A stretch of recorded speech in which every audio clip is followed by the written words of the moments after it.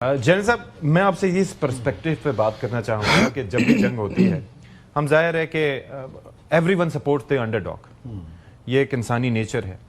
और जब ईरान की जानिब से जब मिसाइल दागे जाते हैं और वो इसराइल पर जाके गिरते हैं, उनके मुताद्दिद लेयर्स जो हैं वो फ़ज़ाई एयर डिफेंस सिस्टम के, जिसमें पैट्रियट है, डेविड स्लिंग है, जिसके अंदर आप बराक के सिस्टम्स हैं, एरो है, थॉड है, तो वो बड़ी लोगों को तसल्ली होती है।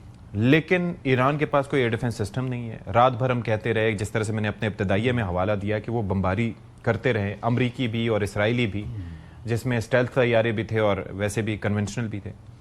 तो क्या ऐसा तो नहीं हो रहा कि ये फॉग ऑफ वॉर में जो वहाँ पर जो तबाही हो रही है और मुसलसल हो रही है, उसको नज़रअंदाज किया जा रहा है कि हाँ जी वो रिटेलिएट कर तो रहा है और वो खड़ा रहेगा? देखिए, ईरान के मेरे ख्याल है जो सुप्रीम लीडर या उस लेवल पर था ना कि हमने न्यूक्लियर डिवाइस नहीं बनाना, और आप देखें 96 से नेतन्याहू स्टेटमेंट देता रहा, और कभी कह रहे हैं महीनों दूर हैं, कभी कह रहे हैं हफ्तों दूर है। 1996 से वो हफ्ता आके नहीं दिया। और देखें मतलब 2005 2015 में हफ्तों कह रहे थे, 15 को भी ले लें तो देखें 11 साल गुजर गए।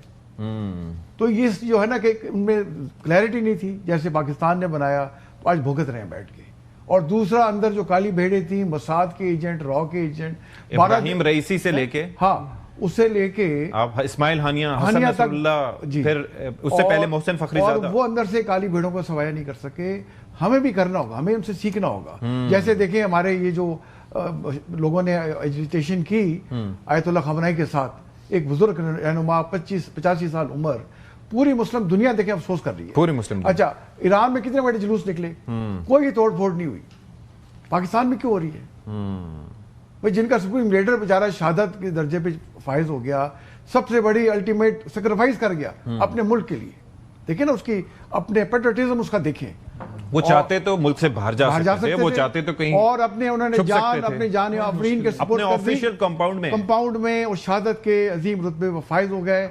और उस कुर्बानी को देखते हुए जो अमेरिका और इसराइल का था कि रिजीम चेंज करेंगे, पूरी ईरानी कौम अपने लीडरों के साथ जुड़ गई। लेकिन मुझे एक चीज बताएं कि कहीं ऐसा तो नहीं हो रहा, कहीं ऐसा तो नहीं हो रहा, मेरा सवाल बेसिकली बुनियादी ये था कि जो एक जानिब की हम बता रहे हैं कि जी टेल अवीव में गिरे, यहाँ पर गिरे, और ऐसा पहले भी होता रहा है, यानी कि ये पहली बार नहीं है। जाहिर है कि ईरान, इराक या लीबिया नहीं है, लेकिन वहां पर भी कुछ जरा सा होता था, लोग कहते थे वाह वाह वाह, वहां पर तो बड़ा वो रिस्पॉन्ड कर रहे हैं, जवाब दे रहे हैं।